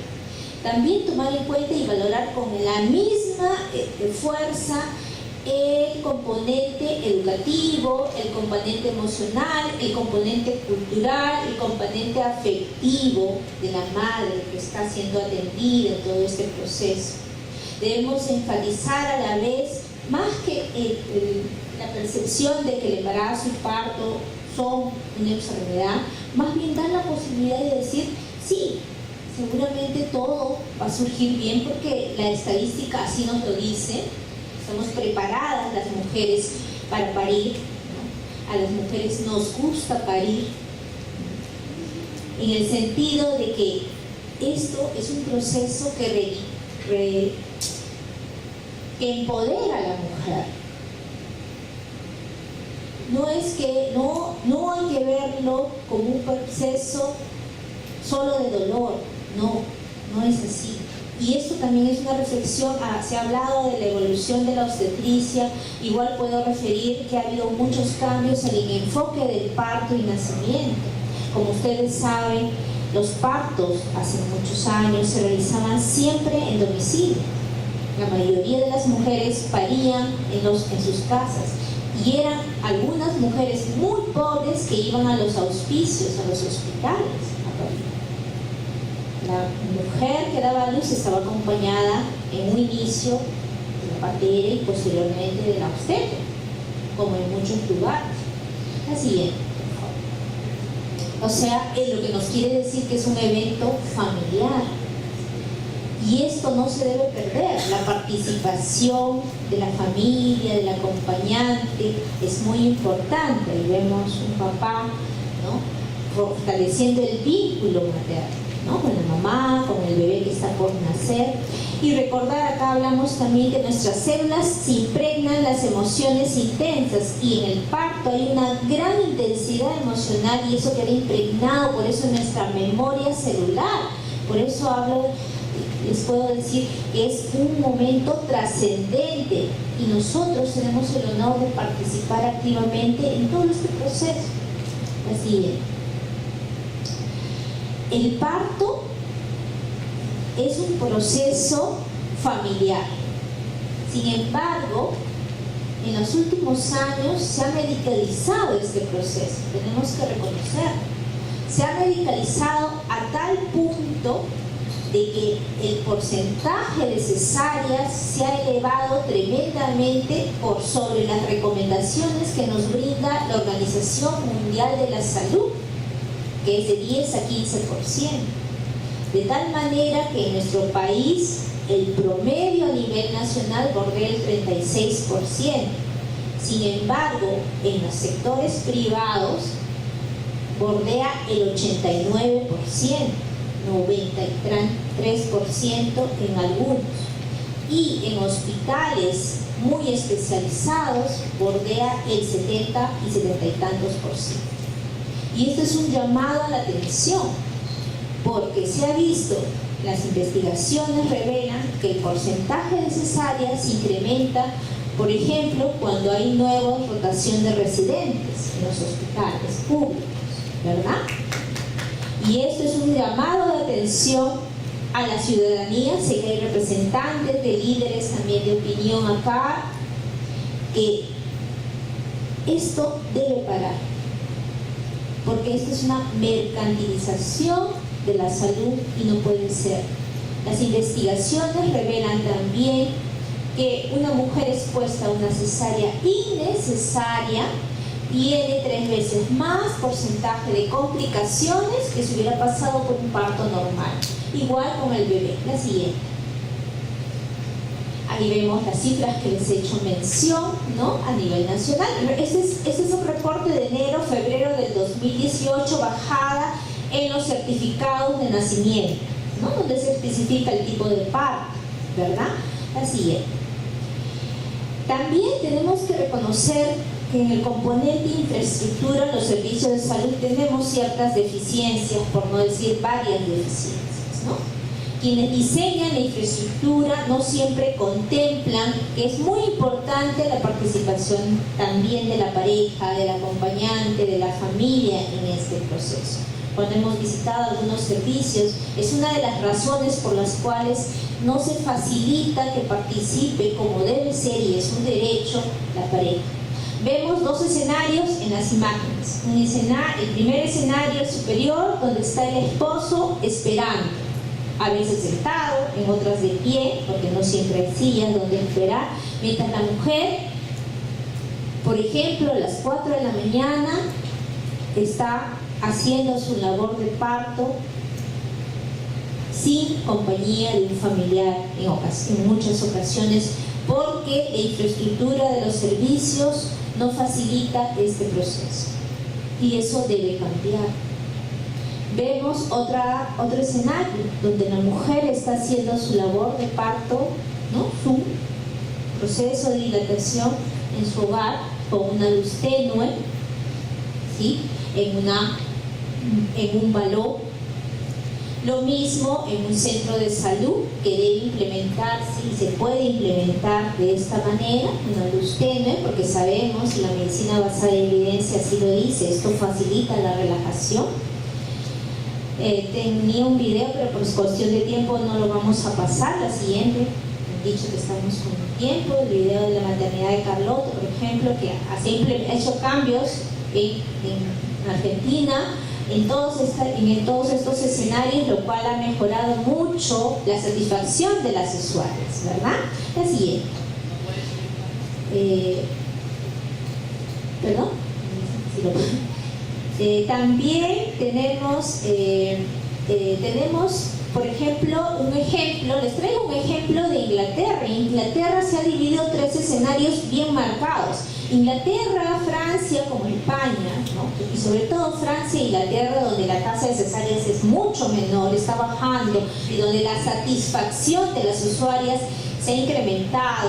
Por ejemplo, existen 3 escenarios. El primer escenario, los hospitales, dentro de los hospitales, donde la obstetriz llamada matrona es la que lidera todo el proceso de atención de pacientes obstétricas usuarias de parto normal. Ella es la que lidera y da las indicaciones. Otro segundo escenario en los centros de salud materno, descentralización, fuera de los hospitales. Y un tercer escenario que son las casas. O sea que la usuaria decide en qué lugar se va a atender, si es en el hospital, si es en el centro de salud o es en su casa. Siempre con una obstetriz a su lado. En los tres escenarios, la obstetriz lidera todo ese proceso. Sin embargo, los resultados han sido diferentes. El porcentaje de cesáreas en las unidades obstétricas es similar al porcentaje de cesáreas de los otros hospitales. Y en cambio, el porcentaje de cesáreas de las mujeres atendidas en los centros de salud y en sus casas es muchísimo menor, es muchísimo mejor. Por otro lado, las tasas de complicaciones, de técnicas como epidural, de instrumentalización ha disminuido en esos tres escenarios, mucho menor incluso en la área descentralizada. 24% menos de partos prematuros, es otro indicador muy importante, o sea, eso habla de la calidad de la atención y menos complicaciones, incluso procedimientos que puedan no ser necesarios. Esto porque se incorpora todo, una atención integral, se incorporan también técnicas alternativas en la atención. ¿Para qué? Para relajar a la madre, ¿no? Los masajes, el uso de aceites, el uso de música, etcétera, etcétera. Ahí está la fuente, la siguiente.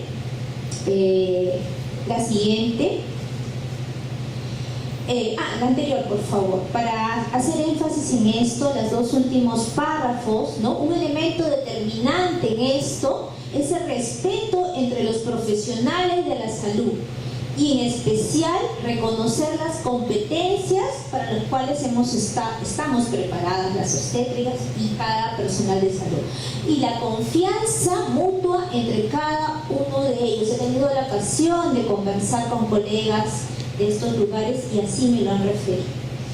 Las mujeres deben dar consentimiento informado para cada procedimiento que se le va a hacer.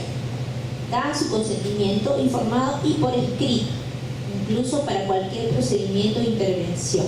Están muy educadas, hablando de una educación que tiende al empoderamiento, ¿verdad? Una educación integral. Y hay un sistema de comunicación muy eficaz, es cierto, se tiene un sistema de comunicación de referencia muy eficaz, ambulancias de manera descentralizada. Es una experiencia interesante que en momentos donde se vive tuburización de los servicios de salud, donde a veces el número de camas es insuficiente para el número de prestaciones que se tiene que dar, tanto en el Ministerio de Salud como en Salud y en otras áreas. Es una propuesta, ya que el tema también que nos convoca en retos de la obstetricia, a reflexionar y poder presentar propuestas como colegio, como consenso, ante esta realidad que debe mejorar cada día, porque estamos siempre en la mejora continua de los procesos. La siguiente, la participación de la mamá en una primera, la anterior, por favor, perdónenme. Anterior foto, vemos dos rostros diferentes. En la segunda, cuando el parto no ha acontecido de la manera que las expectativas de la madre ha pretendido, puede incrementarse los porcentajes de depresión postparto, puede incrementarse porcentajes incluso de muerte súbita, de maltrato. Vemos que es importante que este parto sea respetado y por el cual todas nosotras, yo sé que estamos abogando para que así sea. Incluso la medicalización, el uso rutinario de oxitocina, como se está trabajando en muchas instituciones privadas y algunas públicas por hacer que sea rápido el movimiento de las usuarias, ¿no? Bloquea todo este proceso fisiológico de la cascada hormonal tan importante para que el parto se desarrolle de manera normal, y eso nosotros lo sabemos. La siguiente. Ahí está, un parto con acompañamiento. Dejar que la usuaria elija la posición en la cual se sienta más cómoda. y además, según la medicina basada en evidencias, promover la posición vertical. La siguiente. El cuidado, entonces, finalmente debe ser no medicalizado, basado en la tecnología solo apropiada. La siguiente, en la evidencia científica, de acuerdo a las investigaciones locales. La siguiente, ¿no? Para lograr promover la producción de endorfinas, la producción de oxitocina, debemos dar un clima de calor, confianza, intimidad, silencio, y esto se logra cuando hay una continuidad en la atención, cuando la mujer se ha identificado con su obstetra, ¿no? Durante esa labor de parto y continúa con el proceso. Eso también lo dice las investigaciones que se han realizado, cuando han logrado esa empatía. La relajación, el silencio, el incremento de técnicas alternativas para ese proceso, y eso también lo dice Michelle Oden. La siguiente. Verles esa forma integral al ser humano, a las mujeres, familias. La siguiente. ¿No? El contacto piel a piel. Ya se sabe que el corte del cordón debe ser tardío, mal llamado tardío, cuando es la hora apropiada, ¿no? El momento apropiado, ¿no? 3 minutos. Y el contacto precoz, que es tan importante y es algo que en todos los países y en muchos países la obstetricia continúa con el proceso del contacto precoz y realiza incluso la atención no solo inmediata, sino mediata del recién nacido. Y esto debe facilitarse, y las leyes, la reglamentación debe promoverse, y muy por el contrario, no debemos separar. Estamos atendiendo a la madre porque su bebé es parte es su derecho a estar con el bebé, sea de parto normal, natural, sea incluso de cesárea. Nosotros estamos siempre promoviendo el contacto precoz. Incluso el pesarlo, el tallarlo puede esperar, colegas. Puede esperar. El contacto precoz se debe dar inmediatamente después que ha nacido. La siguiente, y terminando, la siguiente, ¿no? La participación de la pareja, que acompaña, es un mejor acompañante o otra persona que ya ha elegido, es su derecho. La siguiente, el ambiente, ¿no? El ambiente del parto, ¿sí? Ambientar, implementar, que no es costoso. Una silla de parto sabemos nosotros que no es costoso, es una tecnología de punta, podríamos decir, y a bajo costo, ¿no? Eficaz. La siguiente, el uso del balón. Esta, para finalizar este guapo retrato que evidencia, que es histórico, ¿verdad? Pero habla de la labor con mucha humildad que nosotros realizamos, la mujer, su pareja, acompañante, la obstetra que está atendiendo, con mucha humildad, porque los protagonistas de este momento son ellos. La siguiente. Y es algo sagrado, importantísimo. Requiere por eso una educación modelo que cambie los paradigmas y refuerce la seguridad de la madre en sus propias potencialidades, disminuyendo así el miedo, que es algo que nos ha invadido a todos y tiene que ver con la sociedad en la cual nos estamos desenvolviendo. Porque muchas mujeres, dicen las investigaciones, antes del embarazo dicen, sí, yo quiero que mi parto sea normal. Llegan a la consulta y a veces desde el enfoque biomédico y patológico, no señora, usted se puede complicar, que ya tiene más de 30, que ya tiene esto, ya es de alto riesgo, que de repente X razones, incluso factores que no están comprobados que vaya a obstaculizar un parto, y la mujer sale con miedo de algunas consultas ginecológicas. Miedos innecesarios, temores innecesarios. Y eso tenemos que revertirlo, porque el miedo es tan equivalente como tomar un medicamento inadecuado. El miedo es una variable en la cual tenemos que trabajar todos. La siguiente, porque el parto es nuestro, colega, es algo de un proceso muy femenino. Y humanizar implica incluir en nuestra labor también la paz, la compasión, ¿no? La seguridad. Y la paz, la armonía es flexible, es fluida, ¿sí? La siguiente. La siguiente es una familia, ¿no? Promover entonces la participación ciudadana es importante en este proceso y cambios en las normatividades que favorezcan una atención materno y perinatal con empoderamiento de las usuarias, respetuoso de sus derechos, con servicios de salud que brinde una infraestructura adecuada. Y también de manera descentralizada, como lo dicen las evidencias de muchas investigaciones. Y bueno, sé que estamos con el tiempo, les agradezco mucho y las obstetrices somos las guardianas de todo este enfoque. Gracias por eso.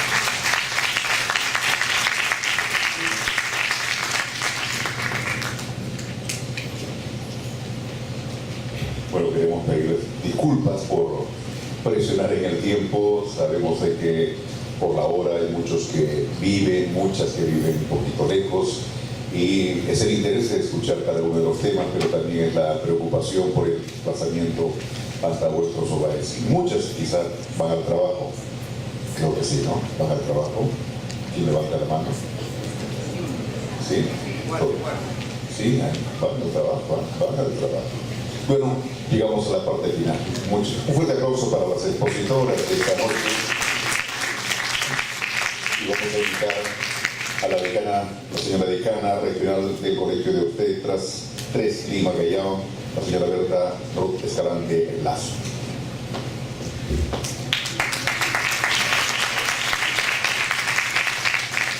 Realmente no sé si ustedes sentirán la emoción que yo estoy sintiendo en estos momentos. Siento mi corazón henchido del orgullo que siento de haber compartido con todos ustedes estas brillantes exposiciones, y pido un aplauso nuevamente para todos ellos. Quiero hacer llegar a través del señor Julio Aro Carranza, secretario de la Comisión de Inclusión y Discapacidad, representante del congresista Edwin Donaire, por las facilidades que nos ha brindado con este auditorio. Hágale por favor llegar el saludo más afectuoso del Consejo Directivo del Colegio Regional de Obstetras 3, Lima, Callao. Quiero también agradecer a cada uno de los ponentes, acompañados en esta mesa de honor por la magíster Elba Quiñones Colchado, nuestra decana nacional, La Paz, directora de la Dirección Ejecutiva de Salud Sexual y Reproductiva, Carmen Mayurí, nuestros colegas Rocío Useca, Enrique García y Cidaneria Salas, cada uno expertos en su tema, y que nos han demostrado que las obstetras tenemos mucho campo donde elaborar y mucho compromiso de tareas por realizar. Agradecerles a ustedes por su presencia esta noche, mencionar la presencia de la decana nacional del Colegio de Estadísticos, Ángela Morales, gracias por acompañarnos. También quisiera dar el agradecimiento de forma especial al Consejo Directivo del Colegio Regional, queridas consejeras, que sin el apoyo y la dedicación de cada una de ustedes, nada de esto sería posible. Nuevamente, gracias a todos y los esperamos en una siguiente oportunidad. Bien, siempre decimos señoras y señores, pero en este caso hay más damas, definitivamente la mayoría, y habría que decir damas y algunos caballeros, en las que nos incluimos. Agradecerles profundamente por vuestra presencia y la participación en este foro sobre retos y perspectivas del profesional obstetra en la salud sexual y reproductiva de las poblaciones vulnerables. A nombre del señor congresista Edwin Donaire, agradecer, usted es su representante aquí, señor Julio Aro Carranza, a todas y a todos, muchas gracias. Muy buenas noches. Creo que hay que compartir, está bien, ¿verdad? Antes de llegar a cenar a casa. Muy buenas noches, muchas gracias a nombre del Congreso.